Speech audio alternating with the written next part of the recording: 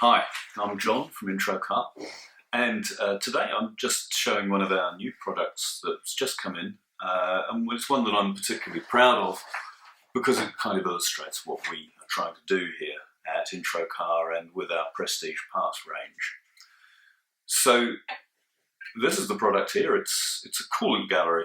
It goes in a 4.5 litre straight 6 engine for Mark 6, late Mark 6, R-Type, Silver Dawn and Silver Wraith, all of those with the 4.5 litre engine rather than the earlier 4.25 or the later 4.9. So what does this do? Well, effectively this is a tube that runs the length of the crankcase. You can see these holes here. They're for coolant, and what you have is you have the water pump pushes coolant up this gallery, and it comes down into the crankcase and cools the cylinders. You'll notice that they are slightly different sizes.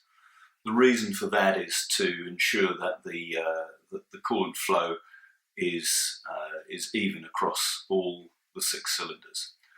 So the position and size of those holes is absolutely critical. So why is this a special product for us? Well, here's an example of the original design, and if you look there, you can see that there's a seam along here, which shows how this was originally manufactured. It was originally manufactured from a flat plate of brass. That was then folded, and then this was brazed all along here. The brazing's quite tricky with brass. It doesn't really like it because it wants to open up again, so it's not a very nice manufacturing technique. And the other disadvantage is that, of course, when you're brazing a soft metal like brass, what you do is you introduce heat, and then you actually get bowing and distortion, so the actual tube will be very slightly banana-shaped. Obviously, that's not great when you're trying to get this into a nice straight inline aperture. So what did we do? Well, there's no cheap way of doing it. We decided that what we should do is we should make this from a single seamless tube. Now, this is not something that you can you can just buy off the shelf. We had to get this tooled and made, and in fact we had to buy an entire kilometre of this tube to start with. That was the minimum we could buy. So before you start making this, you know you're into decent expense. But that was the right way to do it. And the advantage of having a seamless tube, of course, is this is perfectly straight. There's no distortion, there's no little unevennesses in the manufacturing to make it hard to fit, all of that kind of thing, which you get the advantage when you do it that way.